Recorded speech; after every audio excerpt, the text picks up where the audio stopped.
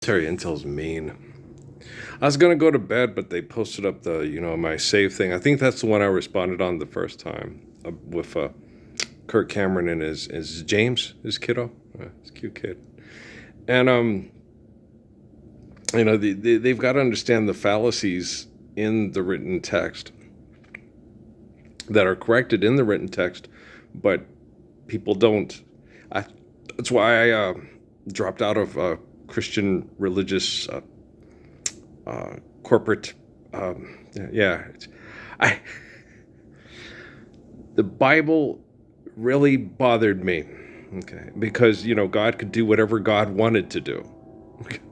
Because my family's like that too. No, God can make tomorrow 4 and 4 7 if God wants to tomorrow. It's like, no, 4 and 4 is always 8. Not if God doesn't want it to be. What are you, a black hole? Does time stop and all logic and reason just goes away the moment you start talking because your ego's taken over the world and you're God now? That's what you want to say. You're like, shit. Okay. That's not going to help. No, it's not. Life's eternal and grace is infinite. Can I just be sarcastic? Is it helping? I don't know. Okay, so I'm fixing the technology, and I understand that. And but you're sitting there trying to explain to people, if Genesis says God's omniscient and omnipotent, then neither a first person nor a possessive pronoun be. So every time it's referred to in the book, written down by Jerome and Constantine, the people that use their barbarian, quote, human agreements they call laws, money is real, give me money or I'll lock you up and kill you. It's like, that's not a law. No, gravity and photosynthesis are a law. Just ask Jesus, right? Jesus, could you explain to me, Jesus? Because they're not listening to me because they think I'm crazy because I don't have as much money as Jesus, and people don't they believe money's real, don't pay attention to me, Jesus. So sugar pie, honey bunch, I can't help myself. Okay, but so you're sitting there watching the stuff, and you wonder why. Me and Alan Gibson were the same way. So he said, we both sat there and we both had those questions about the linguistics errors and the mathematical errors. You can't say one thing and then like it says Job is perfect and Jesus is perfect and Jesus is God and Job is a man. And for Job it means mature and for Jesus it means without flaw. And you're like, oh, son of a biscuit eater. These people just make up it all. Yeah, they're just making up as they go along. It's Constantine and Jerome. It's Constantine and Jerome. The people that crucified him and then turned him into a cartoon character for this guy in Roman. I get it, mythology. I understand, right? But in Genesis and the way, if you follow the chronological order of the books, and the understanding of faith, the perception of faith, the application of physics of faith, of all the people that have the faith of Jesus Christ, as opposed to all the people that have the invention, the mythology of the Romans, the Byzantines, the Philistines, the attitude is the Babylonians, yada yada yada yada, right? They negate all the mythology, and in the New Testament, Jesus obliterates all the mythology. Right? And they're all like, "Prove it, Jesus! Prove it, Jesus!" Like, seriously? Life's eternal, grace is infinite, right? Okay, that's the truth. So these people come here and make us into slaves, say, go dig your mountains, put pictures of our dead people on there that we've declared gods, give us these rocks with pictures of our dead people, and then we're going to take your food and you're going to have to buy back half and all this crazy shit that they do, just like the Egyptians, just like the Byzantines, just like the Babylonians, right? So they can manipulate you to feel powerful. And so he obliterates them. He utterly obliterates them. But most people are not cognizant of it. They don't know what's actually happening in that book. Okay? Trust me, Caiaphas, Herod, and Pilate, no, they're getting their ass kicked. Okay, they're like a one-legged man at a butt-kicking contest, right? The reason why Jesus is winning the butt-kicking contest is they try to kick him in the butt, and he just steps out the way and lets them land on theirs. Bam! You ain't got 2 feet to stand on, bro. You live lie, you're going to die lie. Okay. So that's the whole thing. If you accept lie, you pass it on to your children, and your children inherit hell on earth because they're not living the applied physics of the faith of Jesus Christ. Adam, Moses, David, Jesus, John. Muhammad, Saladin, Odale, Haile Selassie, Me Too, Earl. The guy Ralph and Mary's child from the book of Revelation, born near the valley of the shadow of death. Yeah, with the disguise. I did not know I was telling somebody about that story, the portion about my mom being distinguished by her cries in the belly of the dragon. I didn't know that story. The Mormon church might have known. I don't know if they did either. They might have found out about it the same time I did. I don't know. I'm sure I don't know. Because my dad, he dropped, my mom hated the racism in Texas. And she loved New Mexico because of the culture was more inclusive and more accepting. Okay.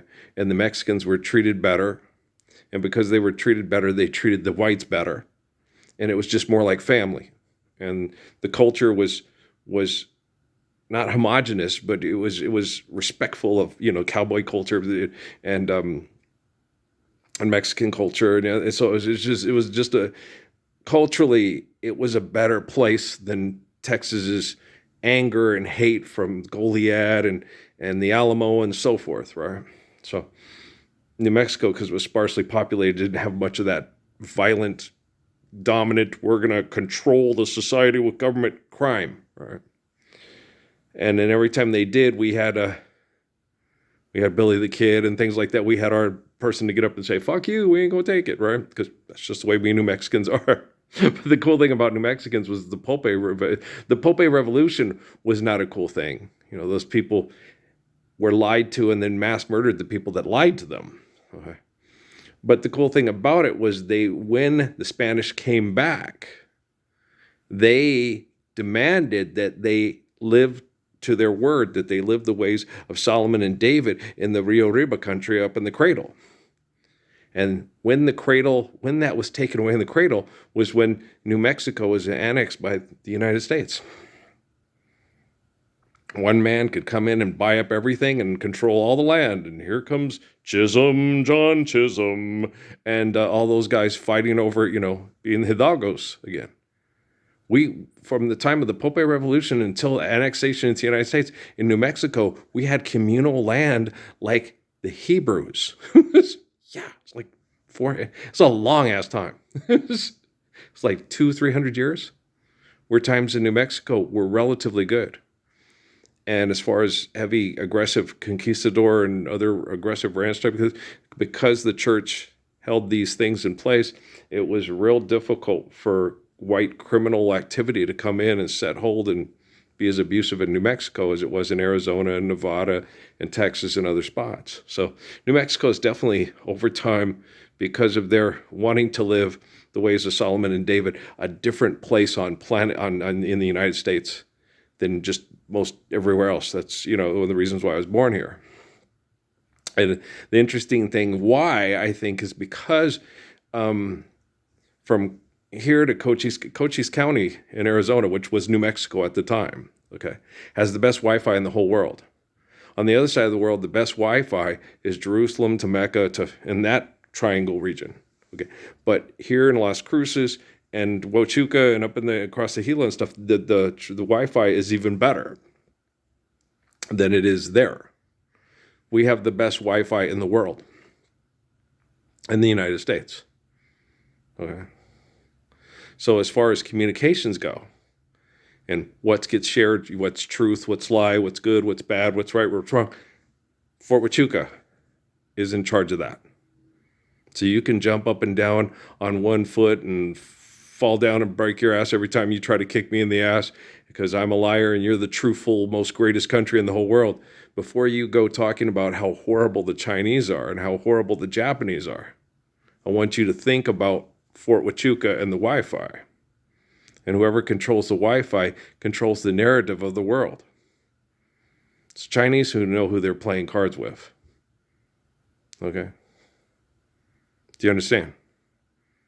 Okay. And I told everybody around here with, Mr. Mocha, who I consider still on friendly terms. And, every time I think of Mario, I keep him and his family in my prayers, And same with Adam Young, old Jack Nixon, and, all the Martins and the Menzies and the Weirs and and all the people I met that were kind to me and nice and polite, especially the young kids that played for Paul and Marvin and for Dwayne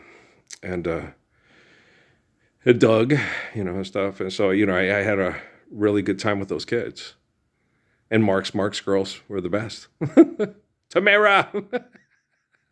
I'll always there just Tamara. I have a poster of Tamara and Myra up in the basketball barn. I would look at it and smile because I can hear Mark in my head. Tamara. Yeah, I just interceded and stepped in to keep Tamara from getting into a fight with some girls at the Lobo game. Yeah. We would have had a lot of. My initial response was I was going to get her to, hey, Tamara, sing some Luther with me. Come on. That's what I was going to do, was get them all singing, but I didn't want it to get too, I was going to, long ago and oh so. Do you know that? Okay, let's sing it. Let's sing a love song. And then no one will be mad because everyone will be happy because no one can be mad when singing Luther Vandross, right? And Richard Carpenter. Thank you, Richard Carpenter, for the lyrics. Okay. So, but I didn't. I probably should have. She'd have loved it. Oh, yeah. She's a cute kid. She's a lot of fun. She's very spunky. I like that girl a lot. She's fun. Yeah. Oh, Mark's girls were a good bunch. They were a really good bunch. It reflected a lot of the character and the kindness and the heart of the coaches that went out and recruited them, and brought them to campus so they could enjoy, their extortion gig to the best of their abilities. And so we eliminated extortion gigs. Oh my gosh, sports. You haven't played basketball until you live in the Lord's Prayer. You ain't played football till you live in the Lord's Prayer. You ain't made love till you live in the Lord's Prayer. You haven't enjoyed laughter of children till you live in the Lord's Prayer. You haven't enjoyed food till you live in the Lord's Prayer. You haven't enjoyed travel. You should only travel when you need to. And if it's for philanthropy, what the fuck is wrong with you? Okay, sorry. When you live in the Lord's Prayer, okay? You live in the Lord's Prayer, you travel when you need to. And most of the time it would be probably to go visit grandma before she passes away. Wake up, all you doctors, to make the old people well. Wake up, all you people. Restore the ecosystem so the old people can live long, healthy lives. Because they're the ones who are suffering now and catch all the hell because we accepted hell when we denied the truth of the Lord, right? They don't have so very long for the judgment day. Won't you make them happy now before they pass away? The world won't get no better. It's Sawai. It's Japanese. I didn't know how to say it. I'm like, is this Swazi? I couldn't say it. And then it's Japanese. Sawai. Okay. Arimasu. Okay. It's Japanese. Guys, I said that. I said if I had a wife that was Japanese, I'd learn her language. You guys do. Otani, who's he married to? A girl that speaks Japanese. Or there you go. Okay. He's not that motivated. He's making his money. He's got his wife from Japan. He's going to go live around people that speak Japanese. He's just not that motivated. He learns enough to get along with his buddies, Why don't they learn Japanese? Well, you get money ain't real, but love is. Wakarimasu? Like, get it? Okay. So, this one comedian, I'll never forget that, man. He said, it's real funny. He says, in Japanese, he goes, no, Japanese and Chinese are radically different. He goes, Chinese is, and a lot of, okay. And he said, in Chinese, it's like they hang on the last syllable. Washington, and I was cracking up. I was like, he's a nut, man. This shit was funny, though. It was funny, And Germans say that we Americans sound like this when we talk. Yap, yap, yap, yap, yap, yap, yap, yap. So there's people in Germany and Japan and China right now trying to listen to this video, and all they hear is yap, yap, yap, yap, yap, yap, yap. But I'm fixing quantum computing and artificial general intelligence because we don't have translation issues. It doesn't get lost in translation. Okay, all you Bill Murray movie people. Okay.